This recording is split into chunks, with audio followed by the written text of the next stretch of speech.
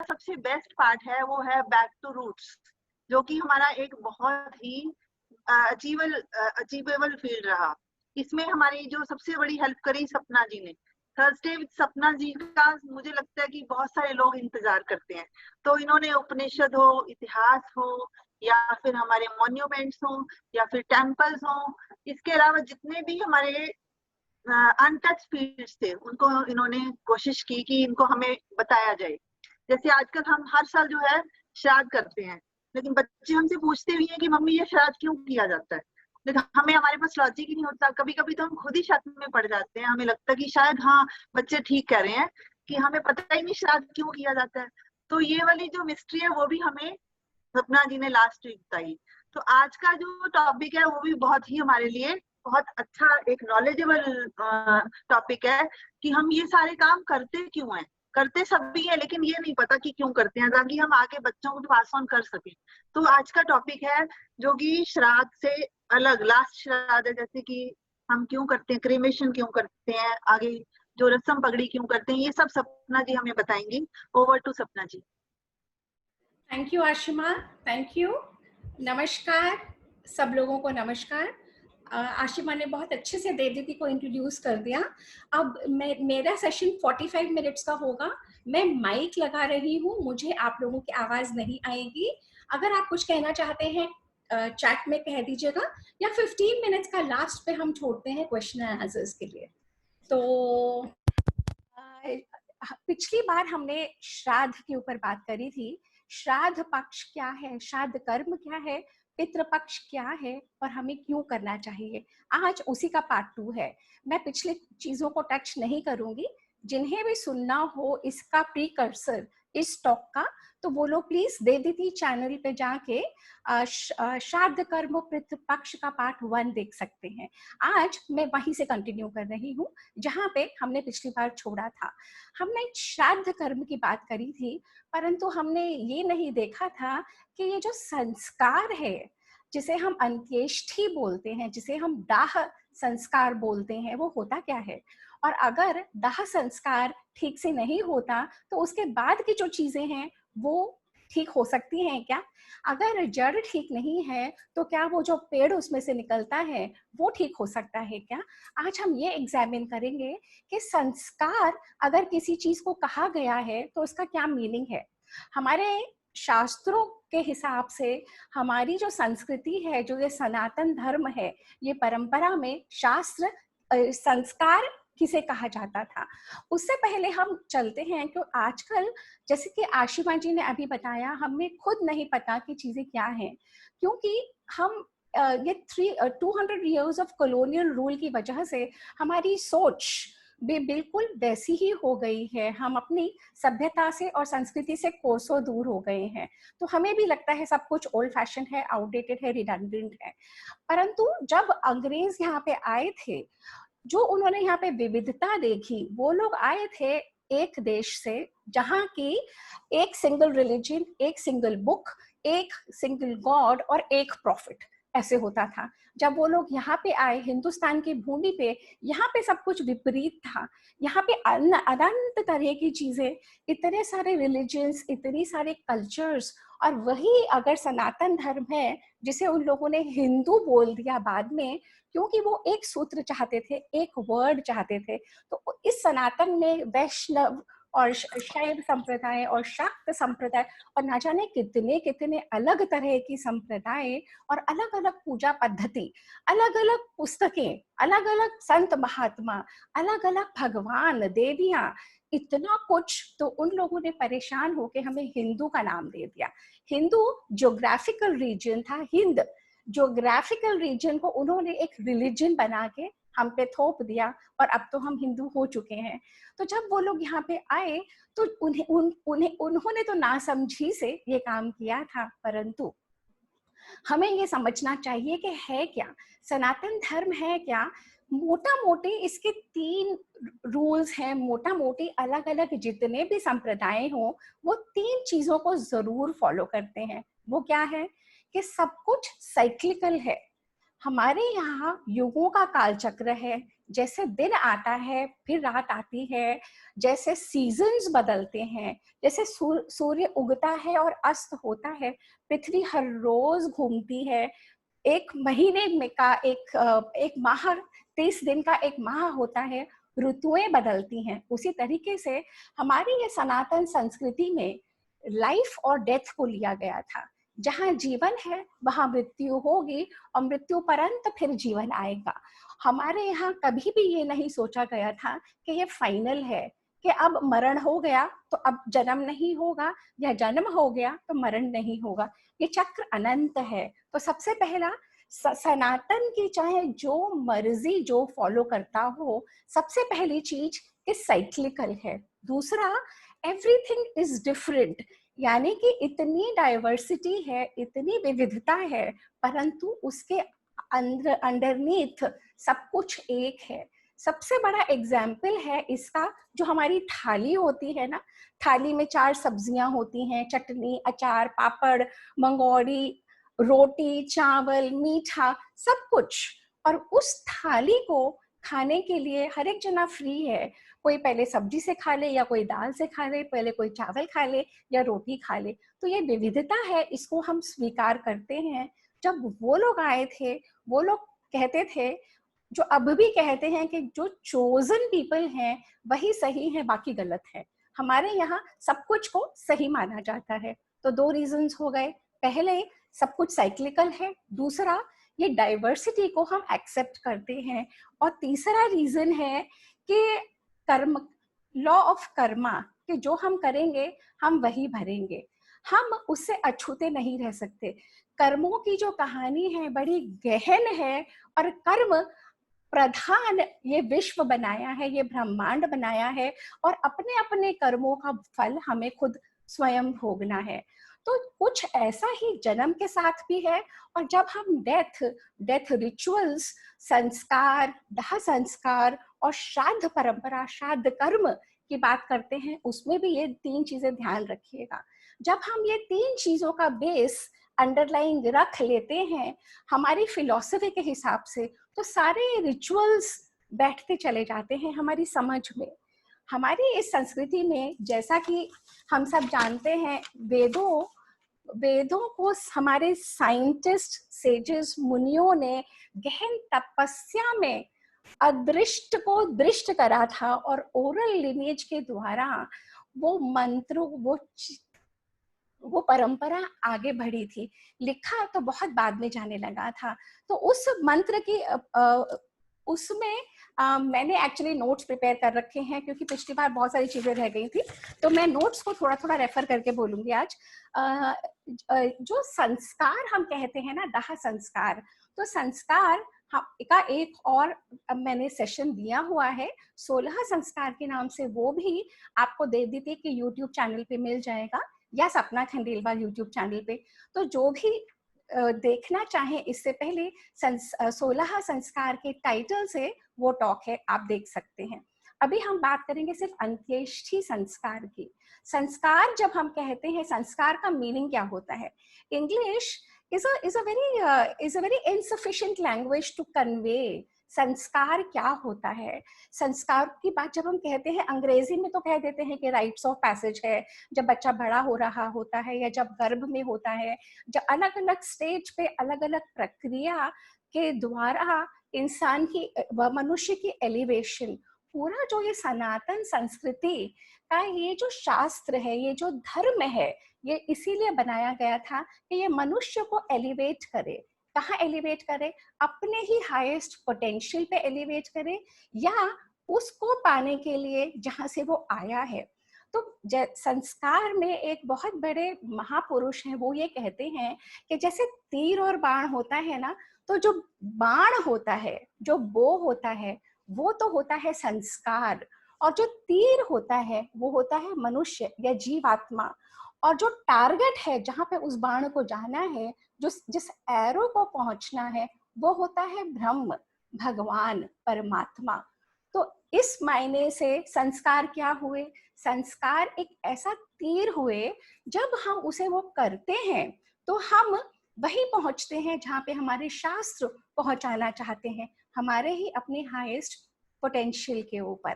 तो इसी तरीके से, और जब हम आजकल के युग के सो कॉल्ड मॉडर्न लोग, जब हम कहते हैं हम अपने संस्कारों को नहीं मानते, जब हम कहते हैं कि हम बिलीव तो करते हैं पर हमें करना जरूरी है क्या, तो करना चाहिए क्या, इसका एक ही आंसर है, I believe fitness is very important, I believe I should be fit, but I believe I will do nothing about it, I believe I need to do nothing about it. यानी कि मैं believe तो करती हूँ मुझे fit होना चाहिए, परंतु मैं इसमें बिलीव नहीं करती कि मुझे एक्सरसाइज करनी है, इसमें बिलीव नहीं करती कि मुझे जिम जाना चाहिए, इसमें बिलीव नहीं करती कि मुझे डाइट कंट्रोल करना चाहिए, इसमें नहीं बिलीव करती कि कुछ करना चाहिए, पर आई बिलीव इन फिटनेस। कुछ ये ही हम जैसे लोगों ने अपने संस्कारों के बारे में, अपने सनातन धर्म के बारे में कर लिया है कि जो कुछ है होगा, मन से सोच लिया ना, तो क्या कर्म करना जरूरी है क्या? तो हमारे ये संस्कार कहते हैं, ये सनातन संस्कृति कहती है कि अगर आप वो कर्म नहीं करेंगे तो आपको वो फल नहीं मिल सकता। जैसे कि अभी एग्जाम्पल दिया, सिर्फ सोच लेने भर से कि मैं फिट हूँ, क्या मैं फिट रहूंगी? एग्जैक्टली यही है संस्कारों की कहानी।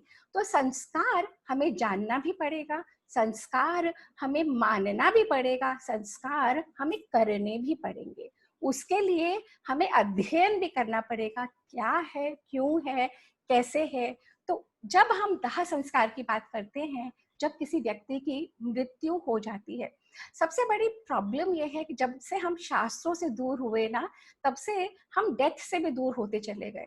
तब से जो एक फाइनलिटी है लाइफ की, जहाँ पे पहुंचना ही है, जहाँ से कोई छूटा नहीं और ना कोई छूटेगा, जो यहाँ पे आया है इस भूधरा पे, पृथ्वी पे, उसे जाना ही है।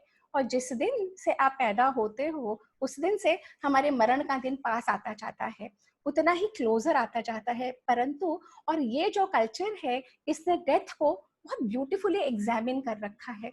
जितना काम अंतिम संस्कारों के ऊपर और उसके बाद की प्रक्रिया के ऊपर इस देश में हुआ है, पूरे ब्रह्मांड में किसी भी देश में इतना काम हुआ नहीं। बिकॉज आवर साइंटिस्ट न्यू, जो हमारे ऋषि मुनि थे, जो हमारे सेजेस थे, जो हमारे साइंटिस्ट थे, उन्हें पता था कि जो जन्म के पहले जो संस्कार है जो माँ बाप करते हैं, और जो अंत्येष्टि, जो अंतिम संस्कार है, वो हमारे लिए कोई और करेगा। बाकी के 15 संस्कार हम करते हैं, हमारे पैदा होने के पूर्व हमारे माँ बाप हमारे लिए करते हैं, और बाकी के हम करते हैं, और अंत्येष्टि और उसके बाद के संस्कार हमारे बच्चे करेंगे। तो बहुत जरूरी था पूर्वजों को जोड़ के, और जो ये प्रक्रिया है जिससे कि हमारे पूर्वजों को गति मिल सके, क्योंकि वो 3 रीजंस याद रखिएगा, हर चीज का, हर विधान जो बनाया है उसका एक उद्देश्य है। उसका उद्देश्य है सदगति, उसका उद्देश्य है अपने आप को एलिवेट करना, चाहे इस फिजिकल रूप में हम हो या हम फिजिकल रूप में ना हो। जब हम इस फिजिकल रूप में नहीं होते तो जो इसको चला रहा है, जो वो चला गया, कौन चला रहा था इसको, उसके ऊपर काम करते हैं।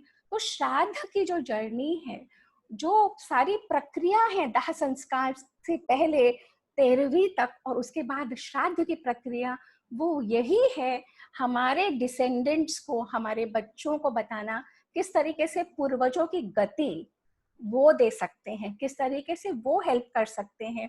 अगर आज वो अपने पूर्वजों के लिए हेल्प करेंगे तो कल उनके बच्चे उनको हेल्प करेंगे वहां पहुंचने के लिए। तो हम आ रहे थे दाह संस्कार के ऊपर। तो जब किसी व्यक्ति की मृत्यु हो जाती है तो उसको पहले नहलाया जाता था, नहला के, और अगर वो महिला है और विवाहित है तो सुहागन का श्रृंगार किया जाता था, और नहला के साफ सुथरा बना के, तात्पर्य यही था कि जिससे ये हमें मिला है, जिसका ये गिफ्ट है, जब हम उसको वापस दे रहे हैं तो बिल्कुल साफ सुथरी अवस्था में पहले मृत व्यक्ति को नीचे लेटाया जाता था, गंगा जल उनके कंठ में डाला जाता था, तुलसी का पत्ता रखा जाता था, और कोई सोने की वस्तु रखी जाती थी, और सफेद पोशाक सफेद चद्दर में लपेट के फिर पंडित जी को बुला के अर्थी बना के, और अर्थी भी इतनी एनवायरनमेंट फ्रेंडली है हमारे संस्कृति में कि वो वही पदार्थों से बनी हुई है जो सीधे के सीधे शमशान भूमि में जाके सीधे के सीधे आपके चिता पे लगा रख के और उसको अग्नि को सौंपा जाता है। तो मंत्रोच्चारण द्वारा ये दाह संस्कार का काम, जब घर के सारे लोग इकट्ठा होके, सारा परिवार इकट्ठा होके, जितने भी फ्रेंड्स इकट्ठा होके जब आते थे और जब शमशान भूमि ले जाया जाता था, हमेशा यही कहा जाता था राम नाम सत्य है। उस समय से शुरू हो जाता था, जो उसके बच्चे हैं, जो मृत व्यक्ति का परिवार है, उनको प्रिपेयर करना। इतने सारे रिचुअल्स एक एक के बाद एक कांस्टेंट एक्टिव, आपको एक्टिविटी के मोड में रख के, और हर रिचुअल इतना मीनिंगफुल। उस रिचुअल, अब मैं आपसे स्लाइड शो शेयर कर रही हूँ, just give me a second.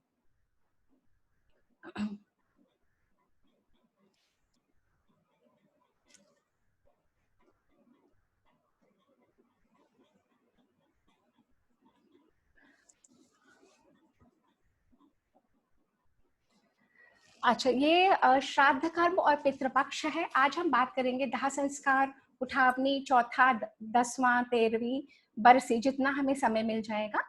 ये मैं आप लोगों को डिस्कस कर चुकी हूँ कि दूसरा जो काल चक्र में था कि हमारे यहाँ 60 सालों के बाद साइकिल दोबारा से चलती है। जो ग्रेगोरियन कैलेंडर हम फॉलो करते हैं उसमें एक वर्ष अगर भी चला जाता है वो वर्ष दोबारा नहीं आता, परंतु अपनी संस्कृति में अपने जो ये वैदिक कैलेंडर्स हैं, जो ये शक संवत का कैलेंडर है, इसमें 60 साल जैसे ही पूर्ण होते हैं तो वापस से वो वर्ष दोबारा आ जाता है। ये बात रह गई थी। और ये मैं आपसे डिस्क्राइब कर चुकी हूँ बो एंड एरो की रिचुअल्स के बारे में। जब दाह संस्कार के लिए ले जाते हैं तो उसका मेन मकसद ये है a sense of closure. Burning करके जब हम चिता को अग्नि लगा देते हैं तो अग्नि से not only is it hygienic but एक पर्टिकुलर सेंस ऑफ क्लोजर मिल जाता है। तो हम आज जब बात करेंगे 3 टॉपिक्स पे करेंगे कि मृत्यु, क्रीमेशन से पहले क्या होता है, उसके बाद 10-13 दिन तक क्या होगा, उसके बाद क्या होता है, साल भर तक क्या होता है। तो ये मैं आपसे डिस्क्राइब कर ही चुकी हूँ कि हम जब है जो मृत व्यक्ति है उनको नीचे लटा देते हैं, एक दिया जला देते हैं, उनके दोनों अंगूठों को बांध देते हैं जिससे उनके पैर जुड़ जाए और मूलाधार टाइट हो जाए, और कहीं से भी कोई आत्मा, होता क्या है जब आत्मा उस शरीर से निकल जाती है तो वो अपने आप को शरीर ही समझती है, वो वापस उस शरीर में घुसना चाहती है किसी भी तरीके से। इसीलिए अंगूठों को बांध दिया जाता था। हल्दी चारों तरफ लगा दी जाती थी। Let me share it properly, 1 second, give me a minute. या हल्दी लगा दी जाती थी चारों तरफ, और ये मैं आपसे डिस्क्राइब कर ही चुकी हूँ। इसके बाद दाह संस्कार पे हम चलते हैं। तो दाह संस्कार में बहुत क्लियर था कि ये जो स्थूल शरीर है ये हम क्रिएटर को वापस दे रहे हैं, नहला के, धुला के, साफ करके। पर जो सूक्ष्म शरीर है ये इसमें से जो जा चुका है, अगेन वो तीनों प्रिंसिपल्स के लाइफ साइक्लिकल है, सब कुछ टेम्पररी है, जो कुछ कनेक्शन है हमारा वो उस परमपिता परमेश्वर से है, और इसी तरीके से ये पूरा संसार का चक्र चलता है। हर कुछ को धार्मिक रीति रिवाज से करना चाहिए। तो जब दाह संस्कार होता था उसके पहले एक घड़े में लेके जो मृत व्यक्ति है उनके चारों तरफ परिक्रमा की जाती थी, उनको लेटा के। अभी भी होता है बहुत कुछ होता है, बहुत कुछ छूट भी गया। तो उनके चारों तरफ परिक्रमा करके, और जो दाह संस्कार करता था वो जोर से तोड़ देता है उसको। ये सारे रिचुअल्स बने ही इसलिए हैं कि मृत व्यक्ति के बच्चों को प्रिपेयर करना उस रोल के लिए कि अब ये सब आप करोगे तो अब आपको वो पदवी मिल रही है। फिर कपाल क्रिया कराई जाती है। जो अर्थी है उसी में से एक बांस बड़ा लेके और उसी के ऊपर, उस मृत व्यक्ति के स्कल के ऊपर जोर से मार के कि उसका स्कल, उसकी खोपड़ी अगर टूट जाए, तोड़ने के लिए, नॉट अगर टूट जाए, तोड़ने के लिए, इनसे कई सारी चीजें होती हैं, क्योंकि स्कल हार्डेस्ट बोन होता है पूरी बॉडी का, और जितना भी कुछ उस व्यक्ति में शेष है उसको जाने देने के लिए, दूसरा अटैचमेंट्स खत्म करने के लिए, मृत व्यक्ति की अपने शरीर से अटैचमेंट, और जो उसके बच्चे बचे हैं, जो उसका परिवार बचा है, उनकी उस मृत व्यक्ति से अटैचमेंट, दोनों ही तरफ से अटैचमेंट को खत्म करने की कोशिश करी जा रही है कि वो मृत व्यक्ति अपनी लाइफ में चलता चला जाए अपने एवोल्यूशन को, और जो बचे हुए लोग हैं वो भी अपने जीवन को ढंग से जी पाए। तो अटैचमेंट्स खत्म करने के लिए ये करा गया था। इसके बाद एक सेकेंड, इसके बाद घर आके स्नान करके तीसरे दिन, कुछ घरों में तीसरे दिन होता है, कुछ लोगों में चौथे दिन होता है। तो क्योंकि आजकल क्रिमेशन पे सब लोग पहुंच नहीं पाते, वो अनस्केड्यूल होता है, किसी का मृत्यु का किसी का पता नहीं कब किसकी हो जाए, तो चौथे का रिवाज है जिसे तिये की बैठक कहते हैं। उससे पहले शमशान भूमि में जाके फूल चुनना जिसको कहते थे, जो एक मृत व्यक्ति है जिसका दाह संस्कार हो गया, उसके मेजर बोन्स, हड्डियों को लेके, हड्डियों को निकाल के दूध में उनको धो के इकट्ठा करके, और जितनी भी एशेस को एक मिट्टी के उसमें रख के लाई जाती थी, और साथ साथ में एक पूजा शमशान भूमि में ही शुरू की जाती है, जिसमें एक पर्टिकुलर पाषाण में वो मृत व्यक्ति को इन्वोक करके, और वो सेरेमनी शुरू कर देते हैं तीसरे दिन से लेके 10वें दिन तक, जिसका अंत 13वीं पे होता है। किस तरीके से उसको उस प्रक्रिया के थ्रू ले जाते हैं कि मृत व्यक्ति जिसका देह चला गया और जो अब आत्मा के स्वरूप में है, उसे कैसे बल मिले, कैसे शक्ति मिले, और कैसे वो अपनी यात्रा पे जा सके। तो जो इम्पोर्टेंट बोन्स होते हैं, जो जॉइंट्स के बोन्स होते हैं, उन सबको इकट्ठा किया जाता है, और इकट्ठा करके और फिर साफ करके और एक अर्न में, एक कलश में रख के अस्थि विसर्जन के लिए ले जाया जाता है। अस्थि विसर्जन की जहां तक बात आती है, तो पंच तत्वों का शरीर पंच तत्वों में कैसे मिला, अग्नि का हमने अग्नि में दे दिया, जो बचे हुए थे उसकी अस्थियां और राख जब हम पानी में प्रवाहित करते हैं जल में, तो जल के द्वारा भाप बन के वो वायु में जाके वो फिर से वर्षा में आके वो पूरी प्रकृति का स्वरूप बन जाता है। और अंत्येष्टि के ये पूरी प्रक्रिया अगर ढंग से होती है, तो सारी जो उसकी प्रक्रिया श्राद्ध कर्मों की, वो ढंग से होती चली जाती हैं। और इसी में होता क्या था कि जब परिवार के लोग, क्योंकि अगर घर का कोई दादा या घर का कोई बड़ा नानी या नाना चला गया जो जोड़ के रखता था, अब वो बड़ों के कनेक्शंस तो रहे नहीं, अब बच्चों को अपने कनेक्शंस बनाने पड़ेंगे। तो ये भी तरीका था, कजिन्स इकट्ठा होके और सब जाते थे। इस तरीके से सब लोग अपने अपने कनेक्शंस को अलाइव करने के लिए। तो इस तरीके से हमारे 10 दिन बीत गए। हर रोज शमशान भूमि में जाके वहां पे उनको भोजन और जल दिया जाता है। जो आत्मा होती है, आत्मा को एक शरीर मिलने के लिए जिससे कि वो अपनी यात्रा कर सके। गरुड़ पुराण में बहुत क्लियर विवरण है। गरुड़ पुराण एक ऐसा ग्रंथ है जो गरुड़ जी, जो भगवान विष्णु के वाहन है और विष्णु के बीच का संवाद है, and they have explained beautifully and very vividly the whole science। जिस कदर डिस्क्रिप्शंस हैं उस गरुड़ पुराण में, जिसको भी उनके बारे में और सुनना हो तो मेरा ये पार्ट 1 का टॉक आप देख लेंगे, आपको काफी आइडिया आ जाएगा। तो यहाँ पे मैंने सिर्फ इतना ही विवरण लिया है कि 10वें का दिन है, 10वें दिन से वो जो शरीर बन रहा होता है आत्मा का, और वो शरीर कैसे बनता है, जो भोजन उसको अर्पण किया जाता है, श्रद्धा से जो भोजन अर्पण किया जाता है और जो जल दिया जाता है, उससे उस आत्मा का वो शरीर बनता है। वो इस मृत्यु लोक से, इस भूलोक से अपनी यात्रा शुरू कर सके। भूलोक, भुवर लोक, स्वलोक, से यात्रा शुरू कर सके और वो पितरों में अपने आप को एस्टैब्लिश कर सके अपने पुत्र और पौत्रों की हेल्प के द्वारा। तो ये अलग अलग तरीके से अलग अलग शास्त्रों में विवरण है कि तीसरे दिन क्या बनता है, दूसरे दिन क्या बनता है, चौथे दिन कैसे आंखें और स्टमक बनता है, तीसरे दिन, पांचवें दिन, इस तरीके से करके 10वें दिन तक उस आत्मा का शरीर बन जाता है। और जब सब इकट्ठा होके शमशान भूमि में जब ये कर रहे होते हैं, जब अर्पण कर रहे होते हैं, और जो लोग आते हैं परिवार को मिलने के लिए, जब अपनी अपनी भावनाएं व्यक्त करते हैं कि मृत आत्मा इतने अच्छे थे, उनके इतने अच्छे कर्म थे, आप लोगों को भी ऐसे करना चाहिए, तो कंडोलेंस देते देते जब वो अपनी संवेदनाएं व्यक्त करते हैं, तो जो परिवार इसके थ्रू गुजर रहा होता है उन्हें बहुत शक्ति मिलती है। तो 10वां का दिन बीता, फिर 11वां दिन, फिर 12वां दिन आता है। तो 13 दिन तक की जो प्रक्रिया है ये बहुत जरूरी, बहुत इंपॉर्टेंट।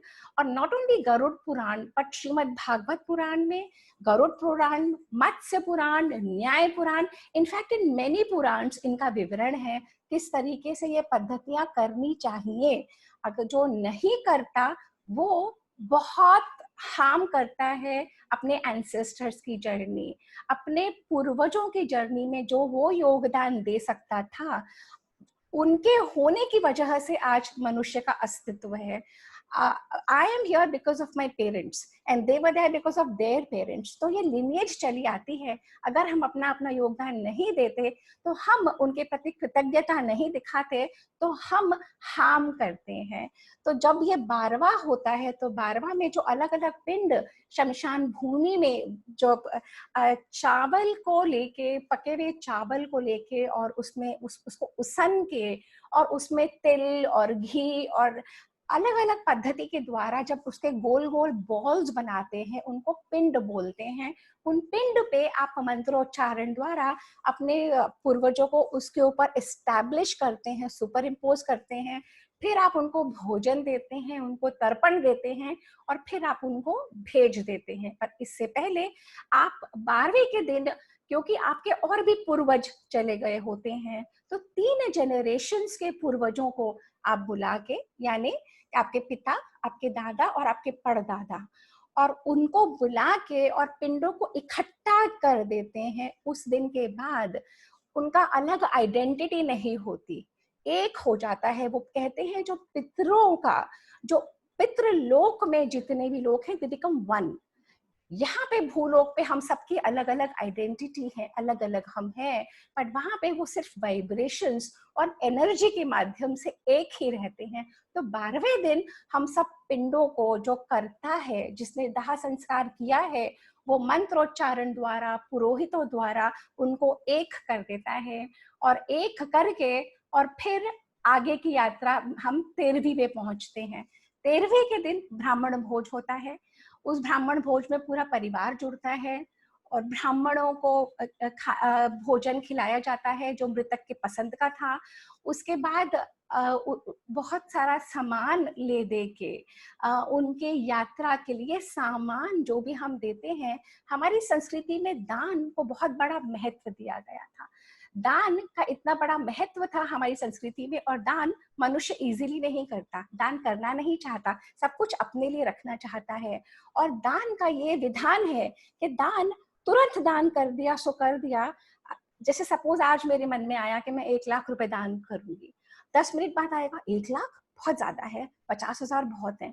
फिर 10 मिनट बाद आएगा, अरे 10,000 ही बहुत है, 10,000 में कौन दान देता है। और फिर और 10 मिनट बीत जाएंगे, 1,000 रुपए ही बहुत हैं, अरे 500 भी बहुत हैं। ऐसे कर करके जो 1 लाख का आपने सोचा था दान, आप खुद उसको कम करते चले जाते हैं, और आप कहाँ पे ले आए, 1,000 रुपए पे। और आपका मन आपको कहता चला जाएगा ये भी बहुत है, कौन करता है आजकल के जमाने में, और इन पंडितों का पेट भरना है। तो इसीलिए ये जो दान करने के तरीके थे, ये हमारे कल्चर में इनबिल्ट कर दिए थे, संस्कारों के साथ जोड़ के, अलग अलग कर्मों में दान की महिमा बता के, कि जिससे आप दान करो। आपको दान करना मैंडेटरी है, क्यों? क्योंकि दान ही प्योरिफिकेशन है। दान से ही छोड़ के हम सब यहीं चले जाएंगे, लाए हम कुछ थे नहीं, लेके हम जाएंगे नहीं। जो हमने अपने हाथों से दान कर दिया वही अपना है। हमारे शास्त्र और हमारे ऋषि मुनि जानते थे कि ये मनुष्य इतना लोभी है, ये दान करना नहीं चाहता, इसीलिए उन्होंने इनबिल्ट कर दिया कि दान करने से ही आपका होगा। तो ये पंडितों के घर भरने के लिए नहीं है, दान करना आपके आपके एलिवेशन के लिए, आपकी ग्रोथ के लिए, आपके लिए जरूरी है, क्योंकि आपकी यात्रा अनंत है। आप आज इस घर में, इस माँ के पेट से जन्मे, इस घर में इस पति के साथ आए, इस घर में इस पत्नी के साथ पाए गए। बहुत जल्दी, हमें ये नहीं पता कि रात को इसी शरीर में सो के कल कौन सुबह इसी शरीर में उठेगा, वी डोंट नो। तो हर दिन प्रेशियस है, हर समय प्रेशियस है। हर समय अपनी उन्नति के बारे में, अपनी गति के बारे में जो सोचता है वो दान पुण्य करता जाता है। और दान पुण्य को मैंडेटरी बनाने के लिए हमारे शास्त्रों ने इन संस्कारों में जोड़ दिया कि ये आपको देना ही है। तो हम 13वीं तक पहुंचे थे। 13वीं पे जब पूरा परिवार जुड़ता है और जब 13वीं की प्रक्रिया हो जाती है, उस दिन पगड़ी रस्म होती है। It's basically symbolic to let the eldest person know, जिसने दाह संस्कार करा था, अब पूरी जिम्मेवारी तुम्हारी। जो कुछ अब तक होता आया तुम्हारी माँ या तुम्हारे बाप ने किया था, परंतु अब तुम इस घर के बड़े हो, तुम्हें नॉट ओनली बिजनेस पर अपने फैमिली और अपने समाज में वही प्रतिष्ठा बना के रखनी है, और पूरी जिम्मेवारी आपकी। घर की बहन बेटियों को भी आपको उसी तरीके से देखना है जिस तरीके से आपकी माँ या पापा देखते थे। So this is a way of transferring responsibility from the older generation to the younger generation. अब यहाँ तक हम पहुंचे हैं। सेकेंड हमने स्टेप करा है जहाँ कि वो जो मृत व्यक्ति है 13 डेज के बाद फैमिली में क्या हो रहा है। अब हम डिस्कस करते हैं कि वो जो आत्मा है उसकी जो यात्रा है वो कहाँ से शुरू होकर और कहाँ पहुंचेगी, और उनके लिए ऐसा कुछ है क्या जो उनके बच्चे यहाँ पे कर सकते हैं। तो जो हमारे स्क्रिप्चर्स में, हमारे शास्त्रों में तो बहुत क्लियर विवरण है कि पुत्र चाहते ही लोग थे हर कल्चर में, क्योंकि पुत्र उन्हें तारता, उन्हें उस चीज से बचा सकता था, उन्हें उस चीज से मुक्ति मिल सकती थी। और उसके रिचुअल्स बनाए हुए हैं बड़े साइंटिफिक ढंग से। वो जो रिचुअल्स की जर्नी को गरुड़ पुराण में बहुत क्लियरली एस्टैब्लिश करा हुआ है। Let me take you back again to the screen sharing, give me a second.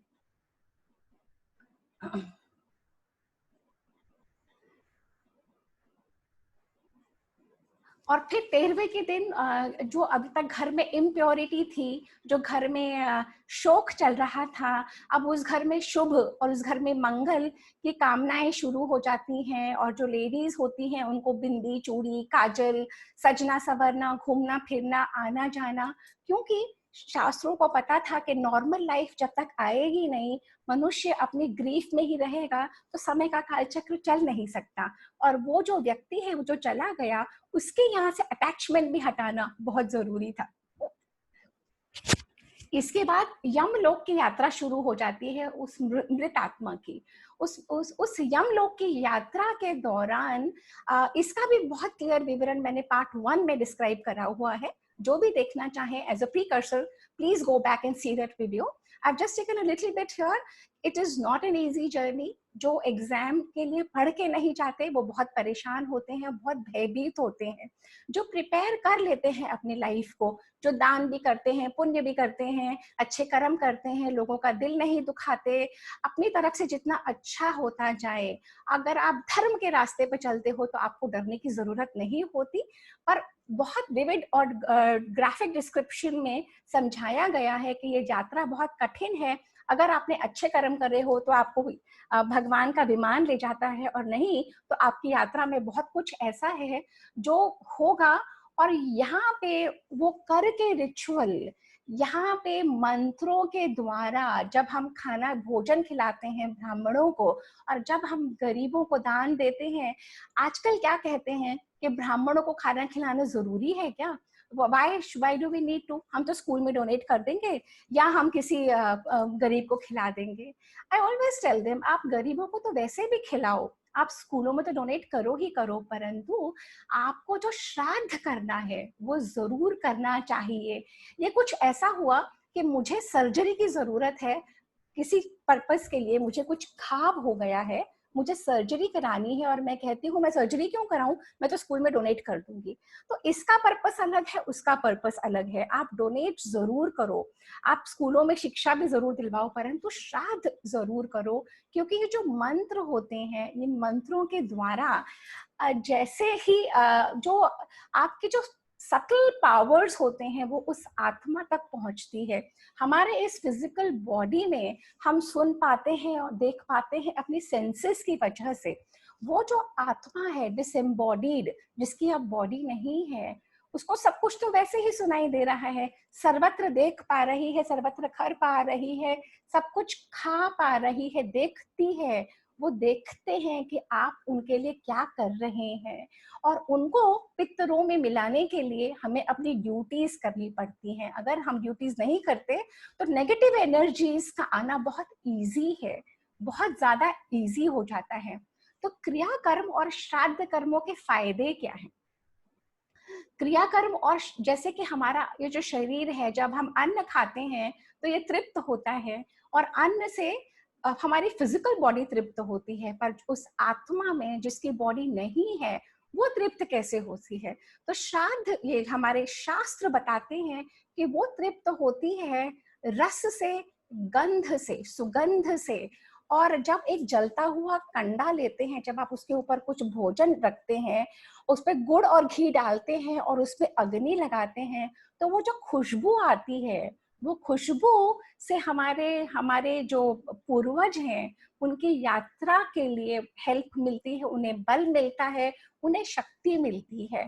तो जो हमारे पितर होते हैं, जो पितृलोक में पहुंच जाते हैं, हमारे पूर्वजों को यहाँ से अलग अलग लोकों के द्वारा हमें पितृलोक में पहुंचाना होता है। पितृलोक में पहुंचाने के लिए उन्हें बल चाहिए होता है, तो जो हम यहाँ पे कर्म करते हैं उससे उन्हें वो बल मिलता है। और जो पितृ होते हैं वो दूर की बात सुन लेते हैं, भूत भविष्य वर्तमान सब जानते हैं, पूजा अन्न भी ग्रहण कर लेते हैं और स्तुति भी अपनी समझते हैं। अब ये पंचवायु एग्जिट करती है, I think I have done it last time. So basically it all goes to say कि जब हमारे शरीर से वायु निकल रही होती है ना, तो जब आत्मा इस शरीर से निकल जाती है तो जो फीलिंग के साथ वो होती है, अब अगर उसमें जरा सी भी आप प्लेजेंटनेस डालोगे, खुशी डालोगे, अपनी अच्छी भावना डालोगे, तो वो मिलियन फोल्ड भर जाएगी। और अगर वो तंग हो जाते हैं किसी कारणवश, या हम कुछ काम ढंग से नहीं करते, तो वही भावना मिलियन फोल्ड खराब भी हो जाती है, दूषित भी हो जाती है। तो हेवन और हेल की यही व्याख्या की गई है कि हम जैसी भावना उनको देंगे तो वो इतने खुश हो जाएंगे और वो उनके लिए हेवन होगा। हम जैसी भावना उनको देंगे वो इतने नाराज हो जाएंगे, वो उनके लिए हेल होगा। श्राद्धों की परंपरा कैसे शुरू हुई? श्राद्धों की परंपरा ऐसे शुरू हुई कि महाभारत के दौरान कहते हैं कर्ण की मृत्यु हुई, और जब उनकी आत्मा स्वर्ग में पहुंची तो उन्हें बहुत सारा सोना और गहने खाने को दिए। तब कर्ण को तो कुछ समझ में नहीं आया। उन्होंने इंद्र से पूछा कि ऐसा क्यों हो रहा है, तो इंद्र ने कहा कि तुमने तो हम कभी अपने पूर्वजों को खाना दान दिया ही नहीं, भोजन। तो कर्ण ने कहा मैं जानता ही नहीं हूँ मेरे पूर्वज कौन है। तब उनको ये 15 दिन का समय दिया गया, उन्हें वापस अपने अच्छे कर्मों के लिए, दानवीर कर्ण थे, वापस धरती पर भेजा गया कि आप जाओ और आप हवन ये श्राद्ध करके आओ, दान करके आओ। और फिर तो कहते हैं इसी तभी से ये जो सारी प्रक्रिया शुरू हुई है इसकी श्राद्धों की। अब रिस्पॉन्सिबिलिटी कैसे हुई हमारी? रिस्पॉन्सिबिलिटी कहते हैं ऐसे हुई कि अगर हमें कभी प्यासे होते हैं और अगर हम सो जाते हैं तो हमें सपने में तो खूब दिखता है हमने पानी पी लिया, परंतु जब हम उठते हैं हम फिर भी प्यासे होते हैं। तो क्यों? कि प्यास हमारे इस फिजिकल शरीर को लगी है। कुछ इसी तरीके से अब वो जो आत्मा है बिना शरीर के, परंतु उसमें अपनी टेंडेंसीज हैं, उसकी अपनी इच्छाएं हैं, उसकी अपनी चीजें हैं जो पूरी नहीं हुई। अगर हम उन्हें खुश नहीं करते, अगर हम उन्हें भोजन नहीं देते, हम तर्पण नहीं करते, तो वो अतृप्त रहती हैं। और ऐसी अतृप्त आत्माएं का ऊपर जाना, उनकी गति होना बहुत डिफिकल्ट हो जाता है। तो ये रिस्पॉन्सिबिलिटी हमारी क्यों है?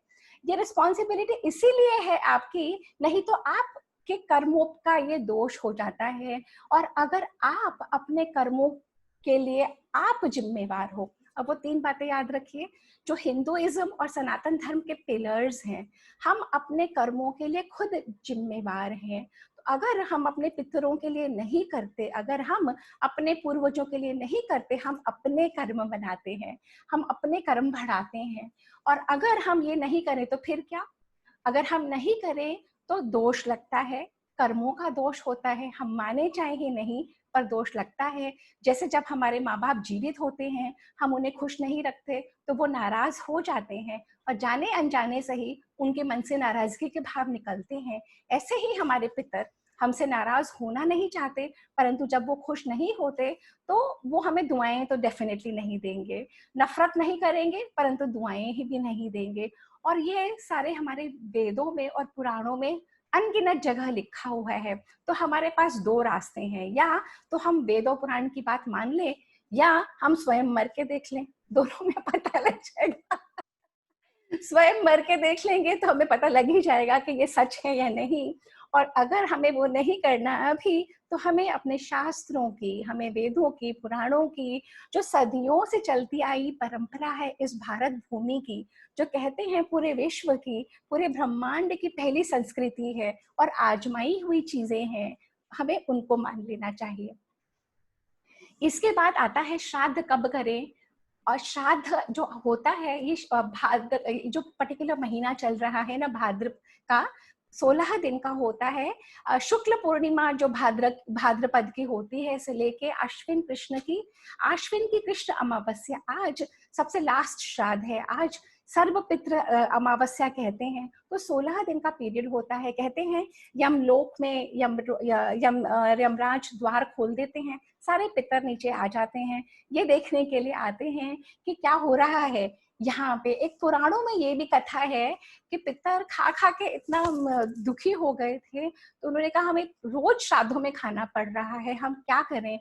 ब्रह्मा जी ने कहा ये अग्निदेव हैं, ये आपके साथ रहेंगे, आप इनको ले जाओ तो आपके कष्ट का निवारण हो जाएगा। तब अग्निदेव ने कहा कि अग्निदेव ने कहा कि हम साथ में ही भोजन करेंगे, आप और हम, इससे आप भी स्वस्थ रहेंगे। तो कहते हैं तब से अग्नि को पहले समर्पित करते हैं, तब हम अपने पूर्वजों को पहुंचाते हैं। अब क्वेश्चन ये आता है कि पुनर्जन्म तो हम मानते हैं कि पुनर्जन्म हो गया। अब जब पुनर्जन्म हो ही गया तो फिर श्राद्ध किसको लगेगा और कैसे लगेगा, है ना। तो there is always a philosophy, it is better to earn on the side of probability है कि आपके पूर्वजों का पुनर्जन्म हुआ, प्रोबेबिलिटी ये भी है कि आपके पूर्वजों का पुनर्जन्म नहीं हुआ। If you do not know, in that case it is better to do it. अगर किसी का पुनर्जन्म हो चुका है तो बहुत अच्छा, उनको अच्छी वाइब्रेशन मिलेगी, उनका दिन बहुत अच्छा जाएगा, वो तृप्त रहेंगे। और इन केस आपके पूर्वजों का पुनर्जन्म नहीं हुआ तो आपकी वाइब्रेशंस, आपका थॉट उनके लिए, आपकी ये क्रिया उन तक पहुंचेगी अलग अलग रूप में, अलग अलग चीजों से उन्हें तृप्ति मिलेगी। और जब वो आपके पूर्वज तृप्त हो जाएंगे उनकी गति के लिए, और उनसे फिर आपको आशीर्वाद ही आशीर्वाद मिलते चले जाएंगे। बहुत सारे व्याख्यान हैं हमारे पुराणों में। अब कहते हैं, कई लोग कहते हैं हम कब तक करें श्राद्ध और क्यों करें पे तो हम बहुत डिस्कस कर चुके। कब तक करें की ये बात है कि अगर आफ्टर द फर्स्ट 3 सालों के बाद अगर कोई भी प्राणी अपने पूर्वजों का श्राद्ध किसी भी कारणवश नहीं करना चाहता या नहीं कर पाता, तो गया एक क्षेत्र है ऐसा, बिहार में है, फल्गु नदी के किनारे है, जहाँ पे जाके वहां पे बहुत सारा विवरण है पुराणों में किस तरीके से आप वहां जाके और गया करा के आ सकते हैं, आप वहां पे इस श्राद्ध करा के आ सकते हैं। और क्या इसकी कहानी है, गयासुर नाम के एक असुर थे और बहुत तपस्या करते थे, और उन्होंने ब्रह्मा जी से वरदान मांगा कि जो उनका शरीर है, जो गयासुर का शरीर है, वो देवताओं की तरह पवित्र हो जाए। अब ब्रह्मा जी तो हमारे भोले भाले, उन्होंने वरदान दे दिया। अब गयासुर का शरीर पवित्र हो गया और गयासुर को जो भी देखता वो भी पवित्र हो जाता। तो इतने सारे लोग पाप करने लगे, पाप करते, गयासुर को देखते और पवित्र हो जाते। पाप बढ़ता चला गया। अब देवताओं ने कहा ये तो बड़ा गलत हो गया, तो उन्होंने उस गयासुर से कहा कि हमें कुछ भूमि चाहिए, हमें जगह चाहिए हवन पूजा करने के लिए। तो गयासुर ने कहा आप मुझे ले लो। तो कहते हैं कि गयासुर जब लेट गए तो वो 5 कोस के हो गए, वो फैल गया वो गयासुर, और वो पूरा क्षेत्र गया बन गया, जहाँ पे भगवान विष्णु हमेशा विराजमान रहते हैं। और गयासुर के मन में भावना बहुत थी कि जो कोई वहां पे आए वो पवित्र हो जाए। तो जो भी गया क्षेत्र में जाके अपने एंसेस्टर्स के लिए श्राद्ध करके आता है, पिंडदान करके आता है, और जो ये उसको फिर अगले साल से श्राद्ध अपने घर में नहीं करना पड़ता। कहते हैं वो अपने पूर्वजों को गया में इन्वोक करके और वहीं छोड़ आता है। जब गया क्षेत्र में कोई इन्वोक करके अपने पूर्वजों को छोड़ आता है तो गया सुर में वो ऑलरेडी अपने उत्थान को पा जाते हैं भगवान के द्वारा। तो इस तरह से तीसरे साल के बाद में आपको श्राद्ध करना नहीं पड़ता।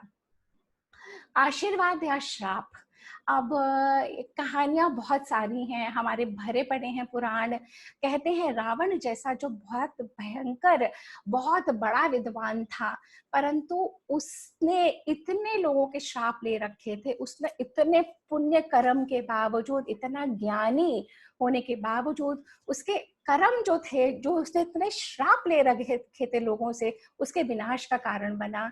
उसने वेदवती से भी, जो बाद में सीता बनी, रंभा से, कहते हैं कि एक बार नंदी और शिवजी और पार्वती जी बैठे हुए थे कैलाश में, और रावण उनके ऊपर से जाना चाहता था। नंदी शब्द ने कहा, रोक लिया। तो रावण ने देखा नीचे कि कौन है, तो तब नंदी ने कहा कि तुम ऊपर से नहीं जा सकते हो क्योंकि ये भगवान का नाम है।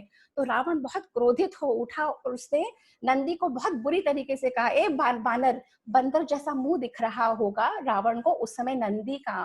तो जब तब नंदी ने कहा था, श्राप दिया था रावण को, तेरा ये अहंकार टूटेगा और तू बंदरों से ही मरेगा। और कहते हैं इसके बाद रावण ने पूरा कैलाश उठाने की कोशिश करी, और भगवान शिव ने, जब पार्वती जी उनके ऊपर सती माता जरा सी रुड़की, तो शिव जी ने सिर्फ अपने अंगूठे से और वो पूरे कैलाश को जब दबा दिया। उस दिन से कहावत बनी, आया ऊंट पहाड़ के नीचे। कहते हैं आया ऊंट पहाड़ के नीचे, ये कहावत तभी से बनी है। तो जब हम श्राप ले लेते हैं, या जब हमारे पूर्वज खुश नहीं होते, या हम अपने ड्यूटीज पूरी नहीं कर पाते, जाने अनजाने या जानबूझ के, क्यों करें, 365 दिन हम अपने खुशी के लिए, हम अपने बच्चों की खुशी के लिए जीते हैं, खर्चा करते हैं, घूमते हैं, फिरते हैं, पर एक श्राद्ध के दिन हम इतने कुतर्क और तर्क निकाल देते हैं, क्यों हम पंडितों को खिलाएं, क्यों हम दें, उनको पहुंचेगा क्या, ये होगा क्या, वो होगा क्या। और जब हमारे पूर्वज श्राद्ध पक्ष के दौरान पृथ्वी पे आते हैं और देखते हैं कि उनके लिए कुछ नहीं हुआ, कोई थॉट नहीं दिया, जिनका मिला वैभव हम भोग रहे हैं उनके लिए एक भी थॉट नहीं, कितने जल्दी हम भूल जाते हैं। और जब प्रॉब्लम्स हमारे लाइफ में आती है और हम भागे भागे फिरते हैं, तो कहते हैं कुछ ऐसी चीजें हैं अगर हमारे घर में हो या जीवन में हो, हमें समझ लेना चाहिए प्रॉब्लम्स आ रही हैं।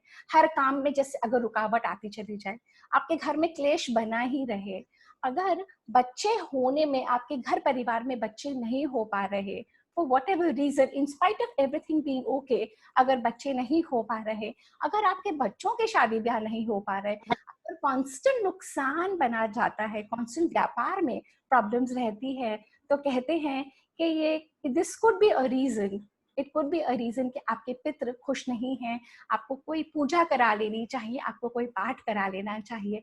अब सर्वपितृ अमावस्या जो आज के दिन है, जब हम जिन पूर्वजों को जानते नहीं कि उनका किस दिन निधन हुआ था, तो तब हम आज के दिन उन सब का नाम लेके दान कर सकते हैं, ब्राह्मण भोज करवा सकते हैं, पिंड दान कर सकते हैं और तर्पण कर सकते हैं। तो जब हम ये काम कर लेते हैं, श्राद्ध कर्म करके अच्छी बुद्धि, अच्छी गति और अच्छे भविष्य के लिए। अब लास्ट में एंड करूंगी कौवे की कहानी के ऊपर। अब ये पूरे श्राद्ध में कहते हैं कौवा बहुत जरूरी होता है। कौवा, कौवे का क्या मतलब हुआ? क्रो। अब ये कौवे का जो विवरण आता है पुराणों में वो ये आता है कि कागभुषुंडी कहते हैं कौवा हमने श्राद्ध का निकाला, अग्नि के लिए दिया और गाय के लिए दिया, और जो रखते हैं अगर उसमें कौवा चोंच मार जाता है तो हम समझ जाते हैं कि वो हमारे पितरों को पहुंच गया। Now in this day and age people don't believe in it, but science is also identifying कि जो कौवा होता है एक्स्ट्रा सेंसरी परसेप्शंस, जैसे जो कुत्ते और बिल्लियां होते हैं हमारे कॉलोनीज में, और जब किसी के घर में कोई बहुत बीमार होता है तो उनको वाइब्रेशंस मिल जाती है और वो लोग रोना शुरू कर देते हैं। एक्स्ट्रा सेंसरी परसेप्शंस होती हैं, इसी तरीके से कौवों में भी होती हैं। तो जब पिंड दान कर रहे होते हैं और जब हमारे एंसेस्टर्स उन पे इन्वोक्ड होते हैं, तब अगर कौवा आता है, कौवा can sense an extra with their perception कि कुछ कोई है, तो कौवा कहते हैं माध्यम बन जाता है हमारी भावना को व्यक्त करने का और हम में और वहां तक पहुंचने का। तो श्राद्ध का मीनिंग है श्रद्धा, श्रद्धा से किया, आ की मात्रा ही है श्राद्ध में या श्रद्धा में, श्रद्धा से किया गया कार्य अपने पूर्वजों के लिए, जिनका मिला सब कुछ है आपके पास, ये जो शरीर मिला है, ये जो मन बुद्धि आपको मिली है, जो पूरी सुख संपदा वैभव मिली है, जो लिनिएज में आप पैदा हुए हो, जो मनुष्य शरीर मिला है, उन पूर्वजों के प्रति अगर आप कृतज्ञता नहीं शो करते, नहीं दिखाते, और रिचुअली साइंटिफिक तरीके से एक प्रॉपर मेथडोलॉजी है और ये पूरी प्रक्रिया है जो यहाँ से आपको वहां तक ले जाएगी, और फिर वहां से कैसे पुनर्जन्म होता है, फिर कैसे वो प्राणी किसी माँ के गर्भ में आता है, ये पूरी साइकिल चल के अनंत। और जो हमारे हिंदुइज्म और सनातन धर्म में जो 3 चीजें थी कि सब कुछ साइक्लिकल है, अपने अपने कर्मों की कहानियां हैं, और हम अब अगर और कुछ नहीं माने तो यही सोच के कर लेना चाहिए कि हमारे कर्म क्या हैं, हम कैसे कर्म बना रहे हैं, और जो आज आप कर रहे हो कल आपके बच्चे वही करेंगे। अब मैं अपनी वाणी को विराम देती हूँ। किसी का कोई क्वेश्चन, किसी को कुछ कहना है? I am open for question answers. किसी का क्वेश्चन तो नहीं आया? हाँ, मैं सुशीला केडिया बोल रही हूँ। आपको आवाज आ रही है मेरी? हेलो। हाँ जी, आप बोलिए। हाँ, मैं ये पूछना चाहती हूँ कि इंसान मरने के बाद इंसान ही बनता है या और भी कोई योनि में जाता है? सुशीला जी, कर्मों की कहानी बहुत गहन है और अच्छे गुणी महात्मा नहीं बता पाए। पर जो मेरी टीचर है, मैं पिछले 26-27 सालों से वेद और उपनिषदों का अध्ययन कर रही हूँ, वो हमेशा यही कहती हैं कि अगर आप अपना जीवन अच्छे ढंग से, धार्मिक विचारों से, किसी का दिल ना दुखाते हुए, अपने कर्म पूरे करते हुए, अगर आप अपना जीवन अपने हिसाब से अपना बेस्ट कर रहे हैं, तो फिर आपको ये सोचने का हक नहीं है, उस पर छोड़ देना चाहिए। पर आपको अपना बेस्ट करना है। वो यही कहती हैं हमारे हाथ में सिर्फ अपना अच्छा करना है, इसका क्वेश्चन का आंसर हमारे हाथ में है नहीं, पर ये जीवन लेते हुए, ये ह्यूमन बॉडी में जब तक हम हैं, हमको हमारा बेस्ट करना चाहिए और ये सोचना चाहिए टाइम बहुत ऑलरेडी पता है ना। इसमें सपना भी क्वेश्चन आया है, एक क्वेश्चन भी आया है चैट में कि अगर हम मतलब गया में श्राद्ध अगर नहीं कर पाते हैं तो हमें कितने समय तक मतलब ये श्राद्ध करना चाहिए अगर गया में जाके हमने नहीं किया है? अच्छा, तो देखिए, श्राद्धों का जितना मैंने अध्ययन किया है, वो कहते हैं श्राद्ध जीवन पर्यंत करना चाहिए। क्यों करना चाहिए? आपके घर में एक संस्कार बनते हैं, आपके बच्चों में एक संस्कार बनते हैं, उन्हें भी अपने पूर्वजों का, किसी दिन आप वहां पे होंगे, है ना, और बहुत जल्दी हो सकता है, हमें किसी को कुछ नहीं पता। तो संस्कार बनाने के लिए जरूरी है कि हम वो कर्म करते रहें। और एक खाना 365 दिन में, एक लंच, 2, 5, 10, 11 ब्राह्मणों को बुला के, कुछ दान दक्षिणा देके, तो हमेशा करते रहना चाहिए।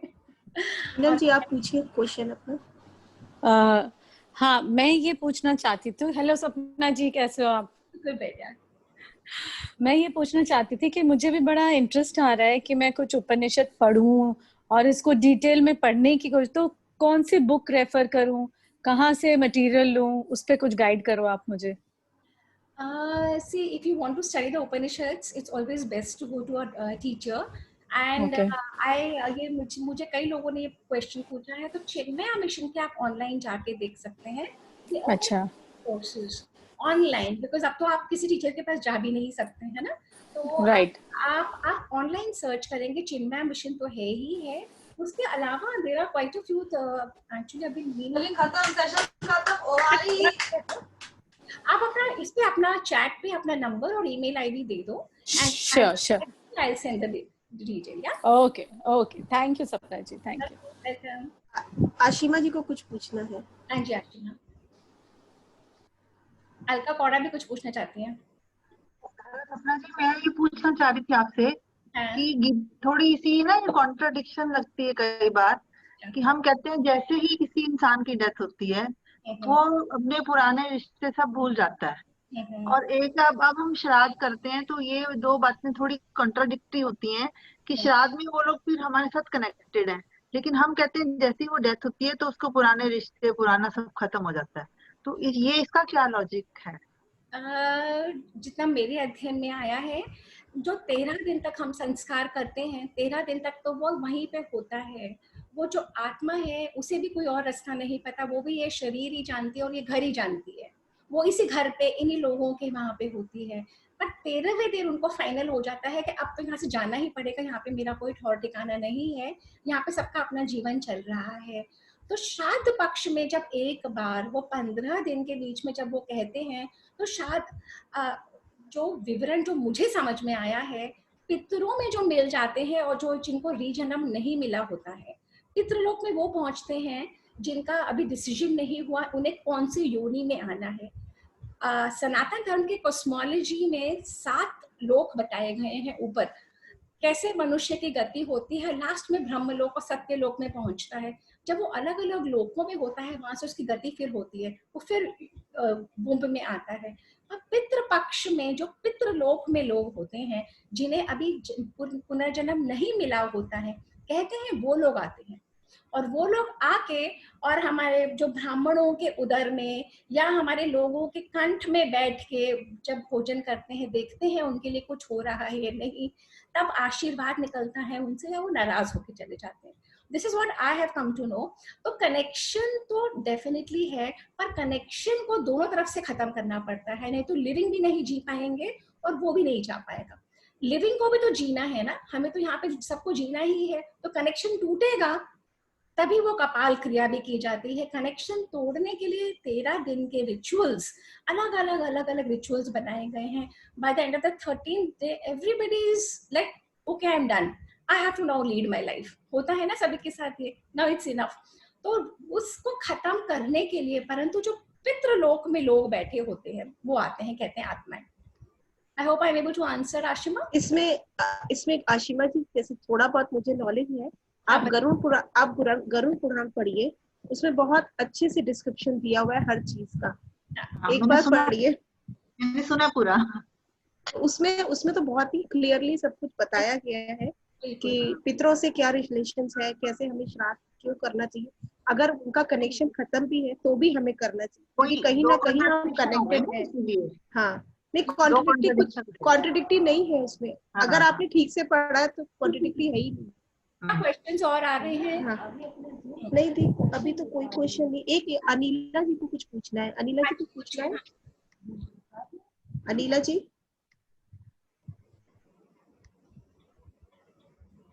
करिए अपने आप को।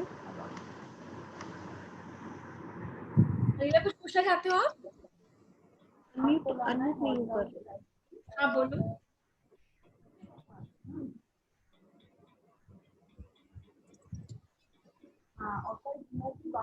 बोलिए अनिला जी।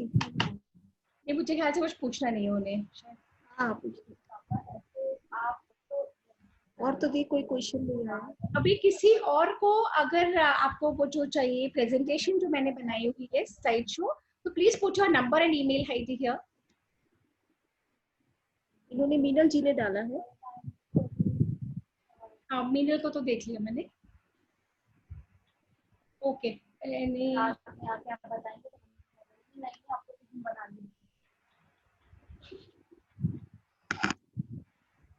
तो इस सेशन को क्लोज करें थी। अच्छा, अगर किसी का कोई क्वेश्चन है तो वी कैन डेफिनेटली क्लोज। एक सेकेंड अभी वेट करना। वो दक्षेश जी कुछ कहना चाह रहे थे। हाँ जी दक्षेश जी, आप कुछ कहना चाह रहे हैं?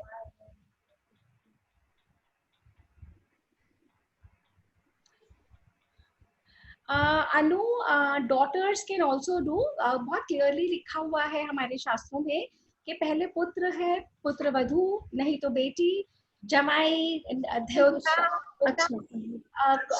जो भी नेक्स्ट इन लाइन है वो रिचुअल्स कर सकते हैं।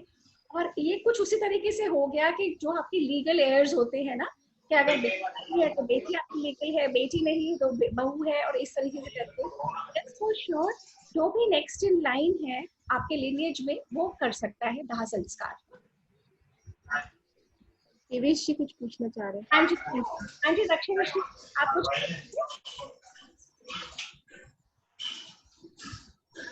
दक्षिणेश जी आपको कुछ कहना है? इसमें एक ही चीज थी कि आप ये जो माहिती रखते हैं ये कॉन्सेप्ट शास्त्र और ये है तो मुझे बता सकती हैं तो मेरे लिए हेल्प हो पढ़ने के लिए, मेरे नॉलेज बढ़ाने के लिए। आपका क्वेश्चन आप दोबारा समझ नहीं पाई, क्या कह रहे हैं आप जो ये पूरा विषय लेके आती हैं वो बहुत बढ़िया रहता है और बहुत ही अच्छी चीज रहती है जो आज की जनरेशन को समझने की जरूरत है।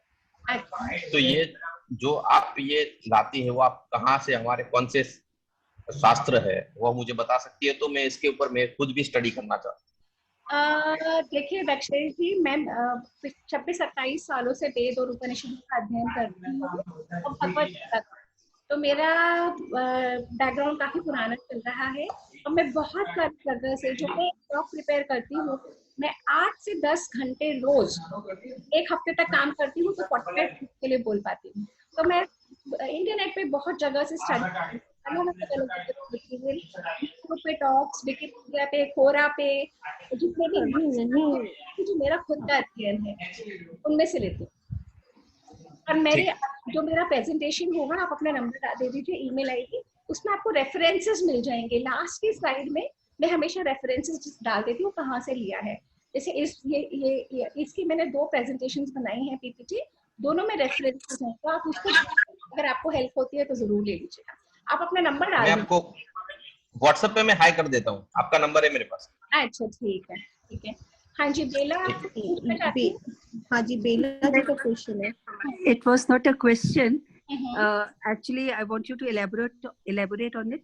जैसे आप बात कर रहे थे कि बॉडी के साथ रिश्ता खत्म हो जाता है, जब ये कहते हैं ना कि गरुड़ पुराण की आप बात कर रहे थे, तो क्या है, शरीर से हमारा रिश्ता खत्म हो गया। अगर हमारे साथ कोई भाई बहन माता पिता कोई है तो हमारा संबंध उनके साथ सिर्फ एक शरीर का है, पर आत्मा तो हमेशा रहती है, हमेशा कनेक्टेड रहती है और वो हमेशा कनेक्टेड रहेगी। उसका रीजन है क्योंकि हम आते तो सब एक ही सुप्रीम पावर से हैं। Absolutely. तो समथिंग लाइक इलेक्ट्रिसिटी है और कोई बल्ब है और कोई ट्यूबलाइट है, कोई फैन है, कोई कूलर है, कोई फ्रिज है। अब ये अलग अलग गैजेट्स, अगर मेरा फ्रिज खत्म हो जाए तो मैं ये नहीं कह सकती कि इलेक्ट्रिसिटी तो सब में एक ही चल रही थी। जो चेतना दे रही है सबको, जो उसके अंदर है, जो चला रहा है इसको, जो आपके आंखों से झांक रहा है, वो मेरी भी आंखों से झांक रहा है, वो इनकी भी आंखों से झांक रहा है, वो एक ही है। तभी हम कनेक्टेड हमेशा हैं। मतलब ह्यूमन बॉडी कर्म प्रधान कर रखा है।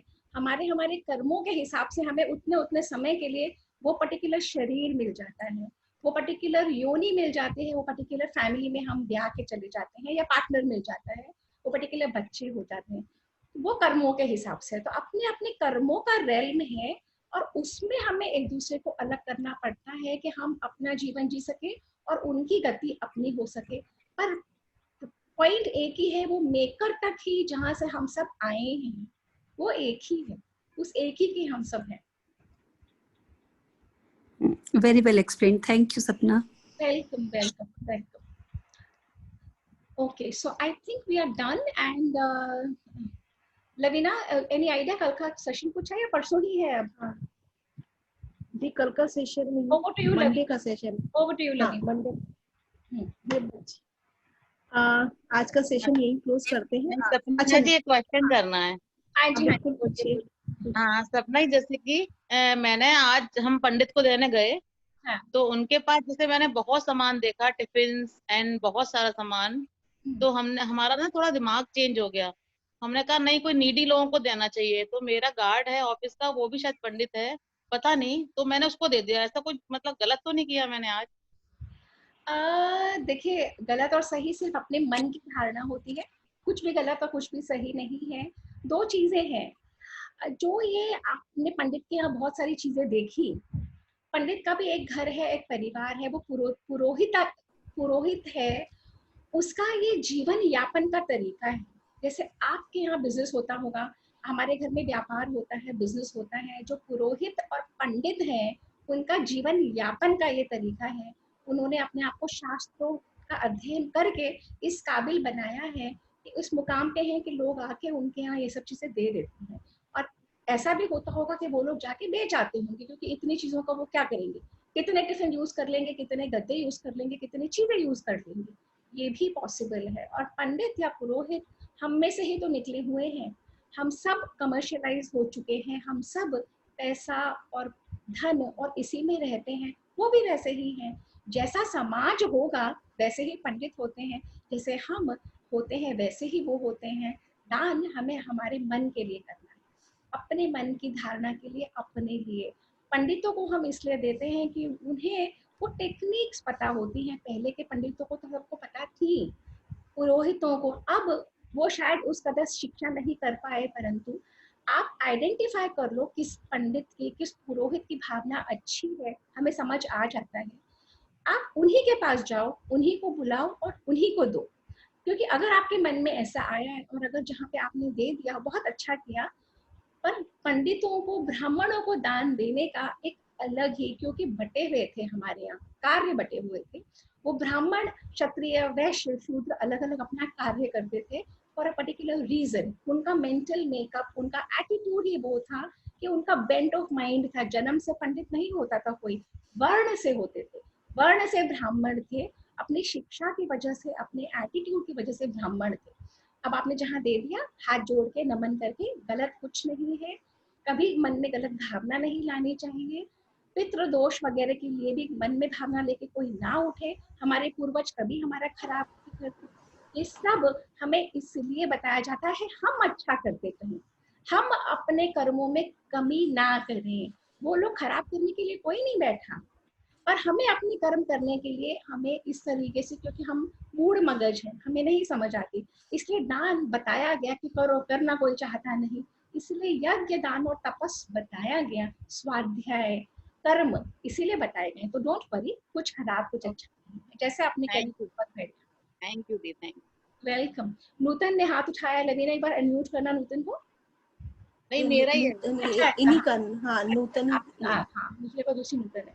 चलिए लवीना, गो अहेड प्लीज। हाँ ठीक है, तो आज का मेरे ख्याल में जिसके जो भी अपने अपने मन में वो थे श्राद्ध को लेके या पितर पक्ष को लेके, आई थिंक वो सारे अब क्लियर हो गए होंगे, काफी हद तक तो क्लियर हो ही गए होंगे सपना दी के बताने से। और इसी तरह और भी सेशन लेके सपना दी आती रहेंगी हर थर्सडे। तो आज का जो सेशन हम यही क्लोज करते हैं, और आपको मंडे को अब हमारा सेशन है, और वो सेशन है हमारी डॉक्टर सीमा पुरी का, जो कि दिल्ली यूनिवर्सिटी की हैं, और वो आपको ये बताएंगी हमें आके कि जो फूड लेबल्स होते हैं उनके ऊपर जो एक्सपायरी डेट है या क्या क्या उसमें क्या क्या पड़ा लिखा रहता है, इंग्रेडिएंट्स लिखे रहते हैं, उन सब के बारे में वो हमें कायदे से डिस्क्राइबली बताएंगी आके। तो अब हम मंडे को मिलते हैं 4 से 5 में इसी जगह पे देवदूती की ट्रांसफॉर्मेशन सीरीज में। तब तक के लिए आप सबको मेरा बहुत सुंदर लग रहा है नमस्ते। वाला कपड़ा। Thank you. सपना दी को पूछो कितनी प्यारी लग रही है। वो तो है ही ऑलवेज, इनर ब्यूटी है उनकी तो। Thank you Lavina, thank you. और ये कहना चाहती हूँ, लास्ट ये कहना चाहती हूँ कि थोड़ा बहुत बता पाई हूँ, ये विषय बहुत गहन है और बहुत बड़ा है। जितने क्वेश्चंस आंसर कर सकी, कुछ बड़ों से, कुछ गुरुओं से कुछ सीखा, वो आप लोगों को देने की कोशिश करी है। और ये बिल्कुल भी पूरा नॉलेज नहीं है, बहुत थोड़ी सी है, मेरा योगदान है। थैंक यू, आप लोगों की वजह से ये हो पाता है। Thank you, thank you, thank you, thank you सपना। सपना ji thank you so much, आप इतने प्यारे हो कि मैं आपका एक भी सेशन मिस नहीं कर सकती। Thank you. कौन आपका चेहरा नहीं देख सकती? दीपा अरोरा जी। चंडीगढ़ से हो, मतलब मैं आपका नाम आते ही मैं दुनिया छोड़ के आ जाती, नहीं मैंने सपना जी का सेशन अटेंड कर लिया है। ये सेशंस को जरूर शेयर करिए, अपनी नॉलेज हम जहाँ तक जितने लोगों को पहुंचा सके, अपनी ग्लोरियस कल्चर और नॉलेज प्लीज शेयर करिए, please help me share this knowledge. सपना जी मैं अपने बेटे को, अपने ब्रदर और सिस्टर सबको भेजती हूँ और उनको इंसिस्ट करती हूँ भाई प्लीज ये देखो, क्योंकि आपकी नॉलेज, आपको विश्वास हो कि हाँ ये काम क्यों करें, क्यों करना चाहिए। सो मैं तो बहुत आपसे इम्प्रेस्ड हूँ, I am so glad. Thank you so much, thank you जी। सपना जी हर फैमिली में फेमस हो गए हो आप। देखो सपना जी, ओके, पानी दे रही हूँ परंतु आपका मोबाइल अपने हाथ से नहीं छोड़ सकती। Thank you, okay okay, thank you. Thank you.